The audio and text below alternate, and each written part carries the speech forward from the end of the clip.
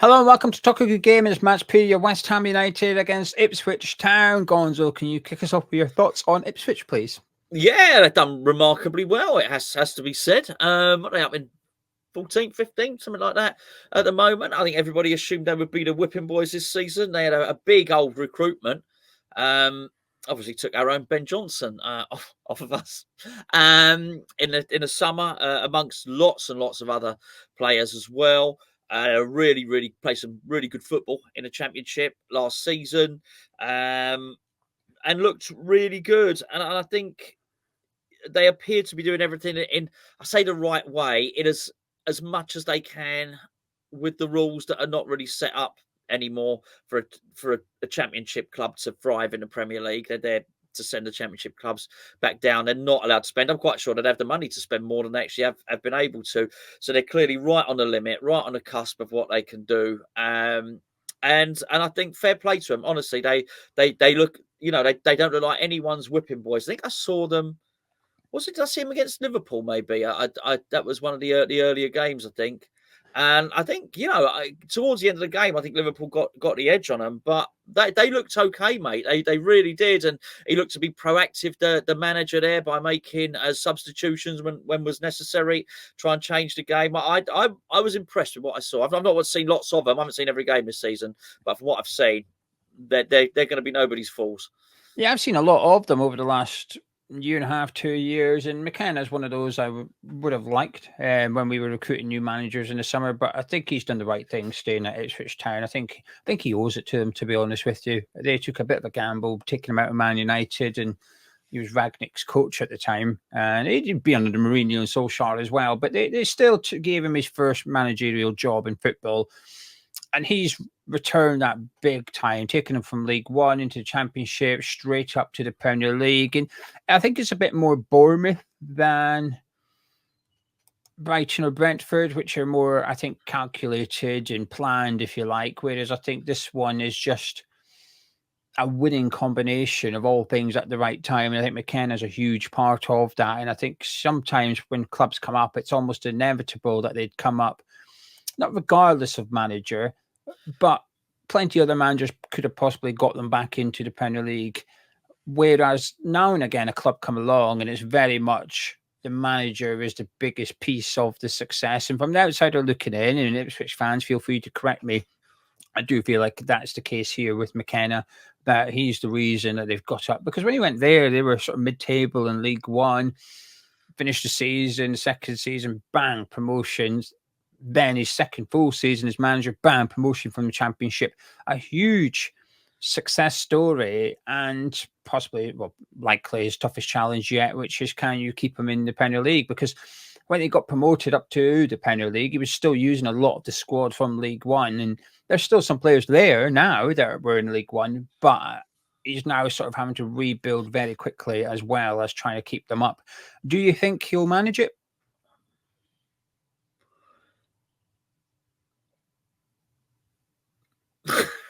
What are you laughing at?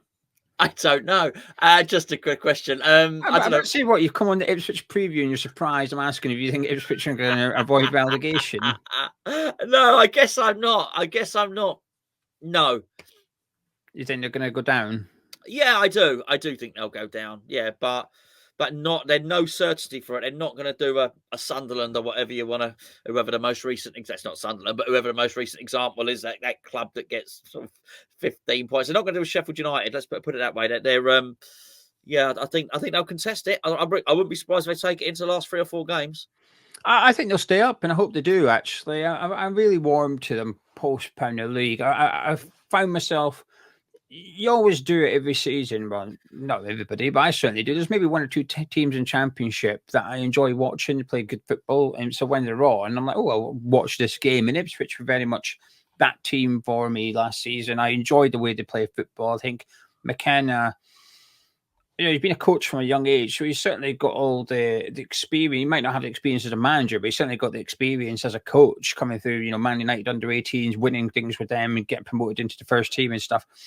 And I like the way they play football, and I hope they do work, but I think they will, because There's goals in that team, which I think Southampton are lacking. I think Southampton don't have goals, and I look at that Saints team, and I think who's sticking a ball in the back of the net here, and they just don't have that options. But the 4 points in the last 4 games isn't a big haul, but they're also unbeaten in their last 4 games. So it depends how you want to look at it. It's only 4 points, but they've also not been beaten. And I think there's a real grit about this Ipswich team that you need. And I think when your manager is as good as McKenna is, I think it's fair to expect him to. Something Vincent Kompany did not do at Burnley, in my opinion, was adapt his tactics to suit the Premier League. It's almost like brand Vincent Kompany, and it's worked for him. He's now the manager of Bayern Munich. I'm not putting that at McKenna's door. I think he will adapt his tactics so that his team can survive in Premier League. And I've watched them quite a bit this season. And at times they look like the lesser of the two teams, which is understandable. But every game I've seen, they're in it. In some periods of those games, they are the better team. Against Aston Villa, they more than held their own and deserved that point by the end of it. Like you said, against Liverpool opening game of the season, for the first hour of the game or something, they were well in that game. And it was in the end, Liverpool's quality told, and they were cutting through them. But it was competitive for a large period. And I listen, when I say I think they'll stay up, I don't think they're going to be finishing top half of the table. I think they'll be in the bottom 5 of the league. But I think that's a good season for them. And they can get 16th or 17th. I think that's a really good season for them, and they can build on from there. Do you worry for Ipswich that it is a little bit like if they lose the manager, they're going to be in trouble, or do you think they'll be all right regardless if McKenna was to depart one day? No. I think the manager is important to them. I don't worry for Ipswich per se.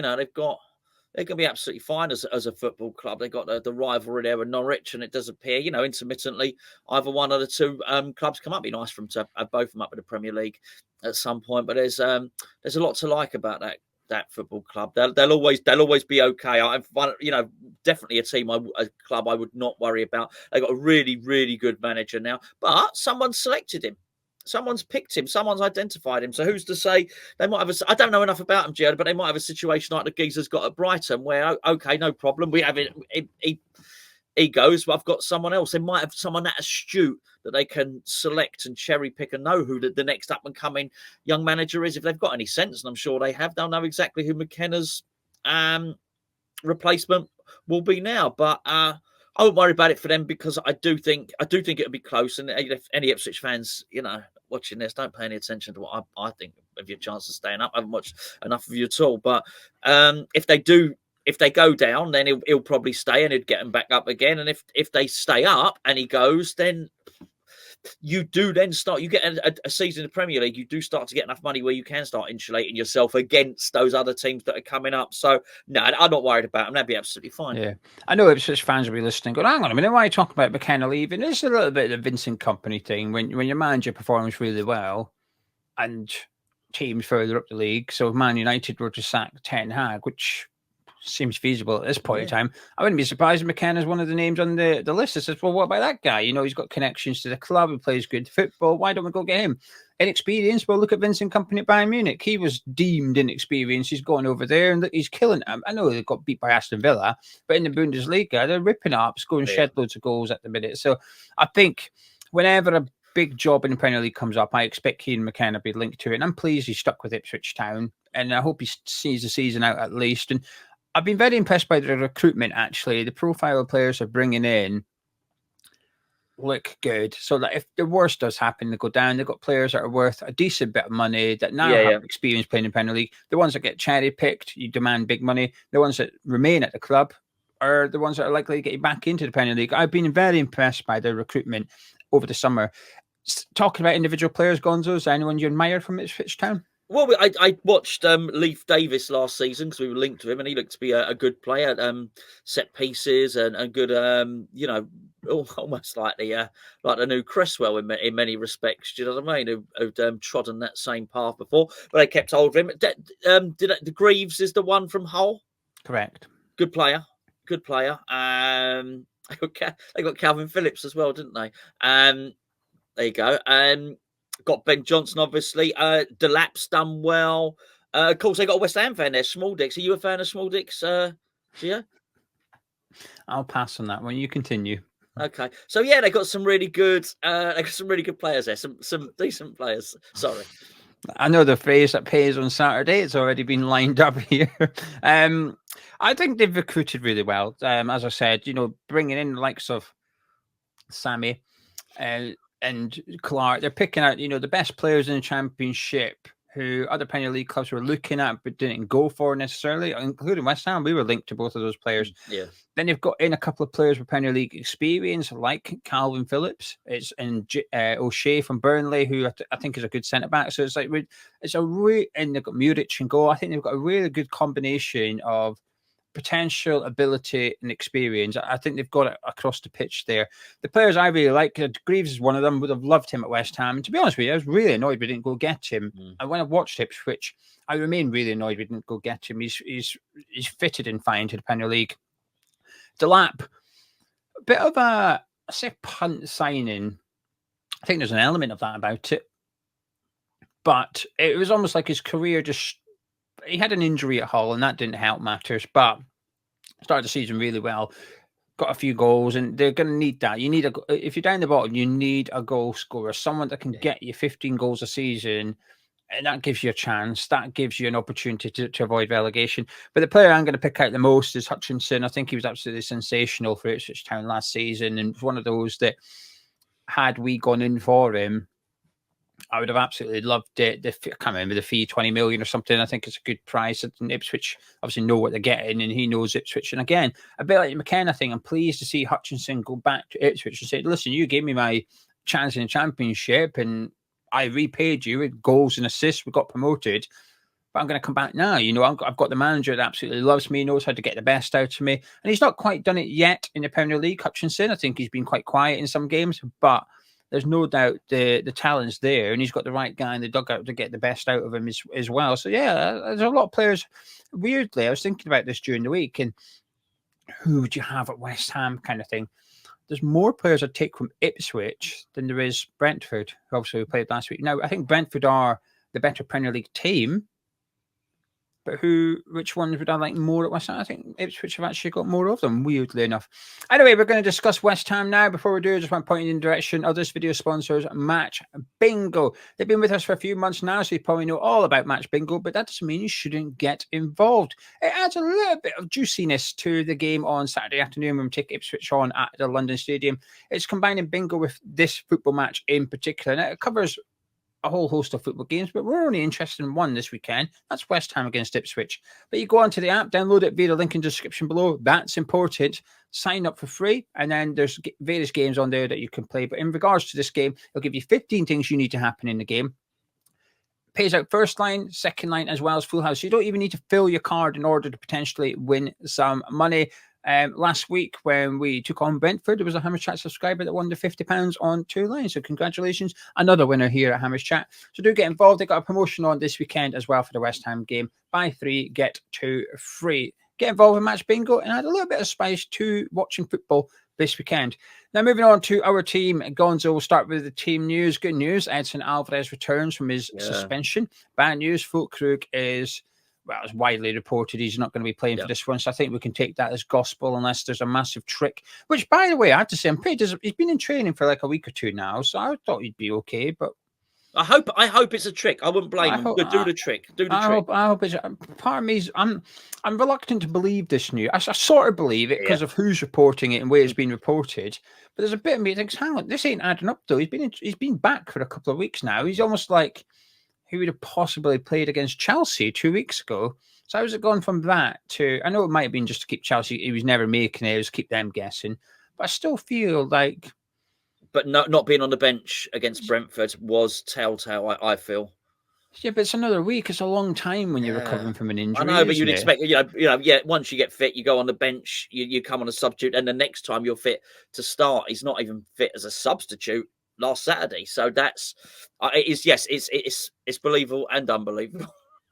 So for this preview, we'll rule him out, Gonzo. Yeah. We'll take him out the equation. We can discuss what we'd do if he was available once we've done our make-up believes. But anyway, the 11s, we're ready to discuss the 11s we want to see, not what we think Lopetegui will do. Usually quite different. Gonzo, talk me through your goalkeeper and your defence, please. My goalkeeper is going to be Alphonse Areola. My defence, I am going for I think we're going to match as much as you do your cheeky little build up. I think we've got I do, yeah. There's the old cheeky build up again, because it's going to be Konstantinos Mavropanos, the man with the best name in football, at right back. We're going to have Jean-Claire Todibo with the most French name in football at right centre-back. Max Kilman, it's just an aggressive, nasty name about killing people, at left centre-back. And Obi-Wan Bissaka, which is the most Jedi name in football, at left-back. I agree. I would like to see that as well, actually. Emerson just not been at it, really, has he? No. The only reason I saw you digging him out on the internet yesterday. You leave that. Don't you start. There's enough of that without you getting involved. I'm joking. You were quite right. It wasn't even me. It was other people that said it. It was their comments. I was just putting that in the title. I needed to think. Stir in the pot. What's the catchiest thing? What's the most clickbaity thing that someone said? Too. I like it. A couple of people spoke about how they don't think Emerson is playing well enough / is good enough as a left back to get the best out of someone ahead of him at left wing. So that'll do. It's good conversation. But I think, listen, if we had a better alternative, i.e. someone better than Creswell on the bench, I think there would have been discussions prior about taking Emerson out of the team. But because it's only Aaron Creswell there, I think it's delayed the topic. But because we've seen enough evidence of Wan-Bissaka left back, and now we've seen 45 minutes of evidence of Mavropanos at right back, and we like it, I think it's become a viable topic. So I agree with you. Mavropanos, Todibo, Kilman, Wan-Bissaka. Moving into midfield then, and this is where I think it's crunch time. This is where I think a lot of people will have similar defences. I think it's either one we've discussed, or it'll be Emerson, Kilman, Todibo, Wan-Bissaka. I think it's one of those two. Most people pick one of those two defences. In terms of the attackers, I think most people will have the same players. But the midfield is where I think there's a lot of options, but not really an obvious answer. So what would you like to see done? Well, I'm full on Ruthless Rupert this week, Gio, I've got to say. So I'm going with Alvarez and Souček in there. Souček's undroppable, and Alvarez is comfortably our best midfielder. So that really picks itself. But what I'm going to do is I'm going to drop Lucas Paqueta. So he will not play as the number 10 or whatever you want to fancy calling it. That's going to be Carlos Soler, because he was steady Eddie enough. And maybe a little bit damning him with faint praise there, maybe a bit better than steady Eddie, actually. So, I want to put him there. I think I know what I say. I know what I'm going to get from him. Not my business, is it? I think Lopetegui knows what he's going to get from him. I think you just don't know what Paqueta's going to produce. Whereas I think I could put Soler out there with far more certainty. And I think, okay, is it a wonderful midfield? Alvarez, Souček, Soler? No, I mean, it's not if you're going to go into a club and build a midfield, that wouldn't be the composition of it. But I think looking where we are at the moment, I think I've got a far more certainty in that than having either Rodriguez or Paqueta in there. So that's me midfield. I agree with Souček and Alvarez, by the way. I think half picks itself, really. I think Rodriguez is just too slow. It's causing us problems, his lack of pace in there. This isn't a slight on him as a footballer or in possession. It's just purely out of possession. On more than one occasion in every game, his lack of pace is a hindrance, and it's causing us some issues. So I think Alvarez has to come back in, but really needs to behave himself and get him reined in, because I know he's only had one red card, but almost every game, other games, getting booked as well, and he still charges around and stuff. So I think it's one of those. It's just, please, can someone get the reins on him a little bit? So those two. I struggle to drop Paqueta because he's just the only player capable of producing something. Because I get why you've gone with Soler, I do get it, but Kudus, Bowen, they're not creating anything either. However, I've also dropped him. And I feel really uncomfortable doing it, but it's just because, like you said, how confident are you Paqueta's going to turn up? And it's gone from not so much to very little, actually. I'd be more surprised if he actually had a good game than if he didn't. So talk me through your other three, and I'll talk you through my four, because I think we're going to have 10 out of 11 matching here. Well, I'm going to play Somerville on the left wing because he absolutely deserves it. I'm going to play Kudus on the right, and I tell you what. Well, firstly, Kudus has to play because he has to. the rumours of them being separated in the dressing room mean that can only be put to bed by Kudus being selected. It just becomes a massive story again if he's dropped, because right, it's true, there was a bust up. I'm going to play him on the right now because I think Bowen needs a combination. Bowen needs a partner there, and I don't think you're going to get that with Mavropanos. So I'm throwing that out. Forget there's going to be no partnership there. You're going to have two individuals there, and that's okay. I mean, this is not perfect, don't get me wrong, but I just think if they're both going to do their own stuff, then that's fine, because they're both going to basically, Mavropanos will do, will steam up there and do what he's going to do. I think he'll be a menace in both boxes as well. And I think he'll sort of do the type of stuff we were seeing him do from centre back. So he's going to go charging up there. But I don't expect to see him playing the sort of 1-2s we might hope would happen with Bowen and that sort of thing, and then dovetailing and knowing each other position. Forget it. So I think I might as well just have the other individual up there, and then if sometimes Kudus will get it, and when he does, he can be able to cut in on his left foot and cut inside, and that's absolutely fine. So almost surrendering that flank a little bit on there. So obviously I'm going to play Bowen up front, which is far from ideal. But for me, it's the best option. You can't drop Bowen and you can't drop Kudus for reasons that I've just said, mostly because of the narrative and that it would create a toxicity within the club. And I don't want to do it the other way round. I don't think, because I just think Bowen needs those 1-2s and the partnership there. So yeah, I'm going to go with Bowen up front. I think Ipswich's team allows you to play the side we're discussing here. And my personnel is different to yours, but in regards to Mavropanos at right back, I don't think he'll get forward, and I don't want him to get forward. Leave that to Wan-Bissaka, and it will become lopsided. But I like what we did against Brentford in the second half, which is almost having a back three at some points. Yep. But because of the way Ipswich play with Leif Davis, they're on paper, whoever's their left winger, so let's just say it's Jack Clark again, he'll find himself cutting inside a lot, and Davis will be the one hugging the touchline. I think that allows you to possibly use Mavropanos as the right back and free up whoever your right winger is to push on to Greaves. In this case, he's their left centre back. For me, so just to reiterate, Gonzo's teams: Areola, Mavropanos, Todibo, Kilme, Wan-Bissaka, Alvarez, Souček, Soler is the number 10, Kudus on the right, Somerville on the left, and Jai Bowen up front. For myself, it's the same back four, keeper in midfield, but I've gone Bowen on the right. It's his best position. I want to see him stay in his best position. Somerville on the left. I've gone Kudus in the number 10 role. I want to see it. And I've gone Danny Ings up front because I liked Antonio off the bench against Liverpool, and I liked Antonio a little bit against Brentford up until he was knackered. So even if Antonio starts, he's going to have to be subbed off. So I'd rather start him on the bench, and then the bench would then consist of Paqueta, Antonio. It's a good bench to have at West Ham with those options on there. So I've got Ings up front because if there's a chance if I want the ball to fall to someone inside the 80-yarder, it's possibly Danny Ings, and we ain't creating too many chances at the minute.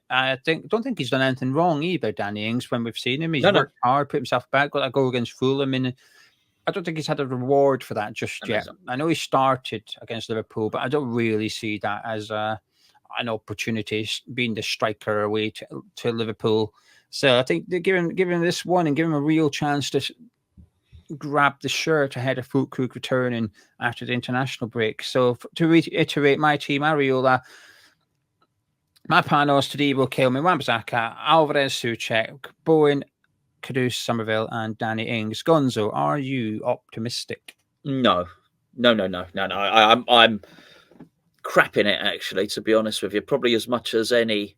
Yeah, definitely more than any game this season. Actually, more than Chelsea or Man City. That's fine. This is incredibly important, this game. I don't want to over dramatise it. It's just, it's just how I feel. If we were to lose this, and I know it's early, I'm not saying we would get relegated, but people would start having a conversation. Oh, hold on, can West Ham go down this season? All right, it would start the conversation. It would, no doubt about that. I also don't think that I think he could survive the international break, but I'm not sure anybody would like what comes out the other side of it. He would look like he'd gone through the mincer. Do you know what I mean? And it would just be really, really bad. So I think there's so much pressure and there's so much riding on this game, both in terms of Premier League points, both in terms of the manager's future and the situation with Mohamed Kudus as well.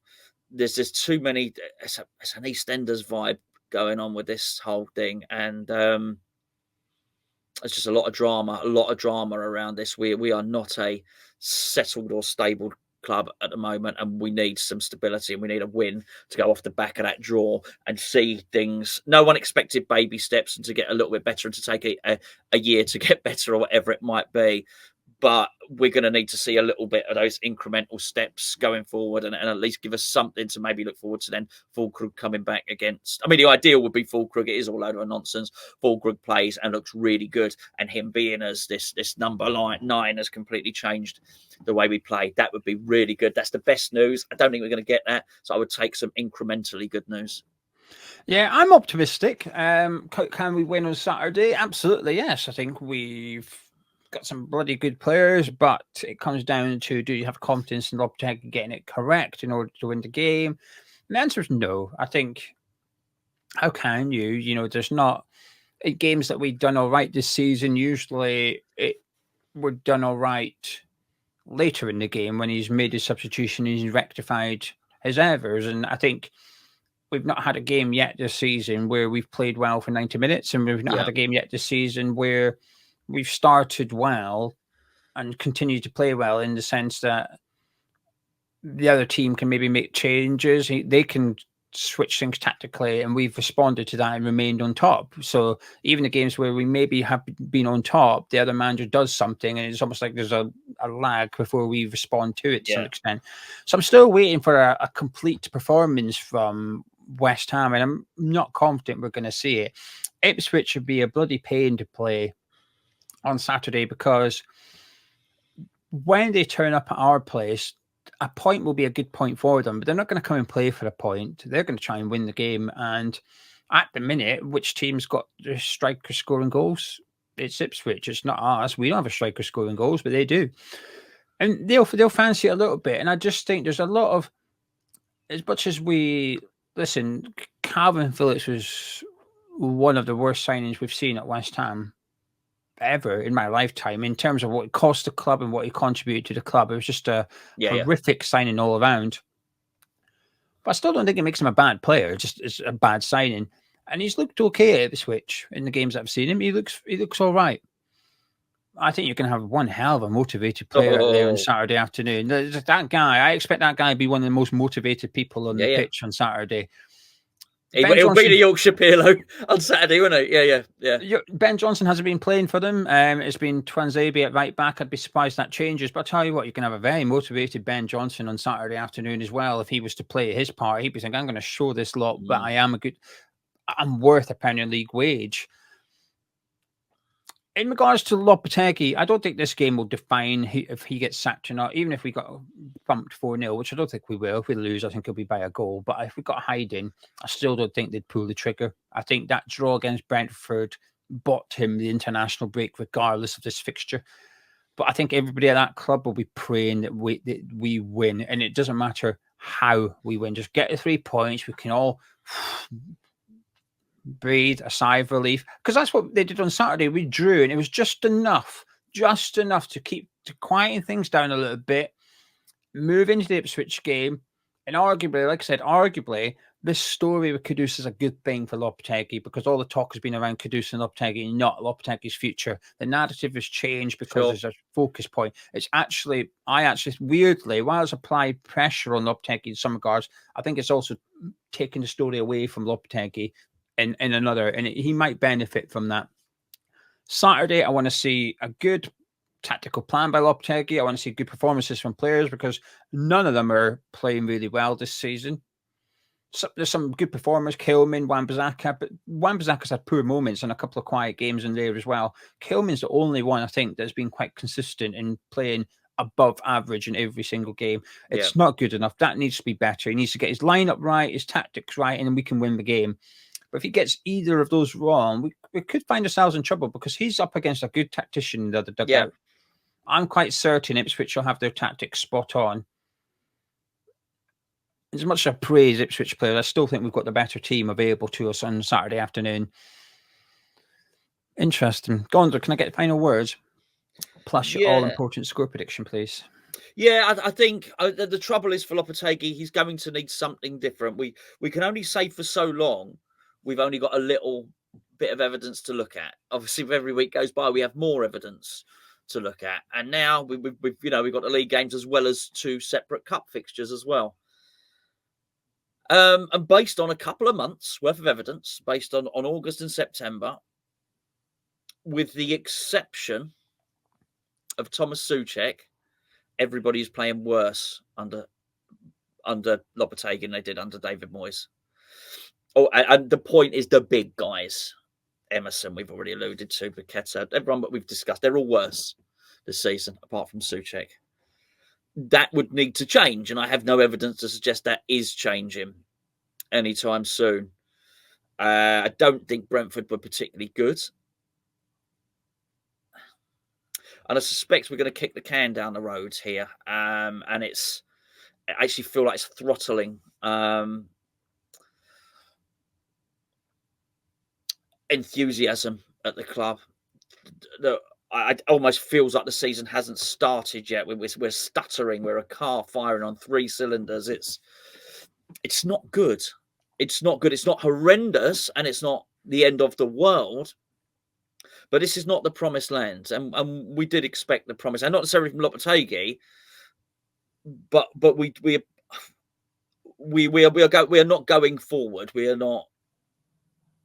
It appears that we are regressing from our peak, which was obviously winning the Conference League. We've since then we appear to be regressing, and we need to address that slide. That's going to need to start now. I fear we're going to kick the can down the road. I think we might get a 1-1 draw. Yeah, I get it. I'm going to say 2-1 West Ham, but it's purely just a gut feeling. Sometimes you just have a gut feeling what the score will be. It's that. It's not based on evidence. If I was doing it based on evidence, I would agree with yourself and go for a draw. This team have drawn 4 in a row. They're no mugs, but there was a last-minute equaliser in there. But then we've had a last-minute equaliser against Fulham as well, so it swings and roundabouts a little bit. Yeah, I think we're going to win, and I don't know why. It's just something down here, and it's not that I'm hungry. Something down here says we're going to win 2-1. Fingers crossed. We need it. It's the Sammy Schmaldicks down there that's giving you that feeling, I think. Anyway, thank you very much for joining us. If you've enjoyed this preview, please do drop a like on it by clicking thumbs up. Subscribe to Hammers Chat, myself and Gonzo. Catch you in a bit.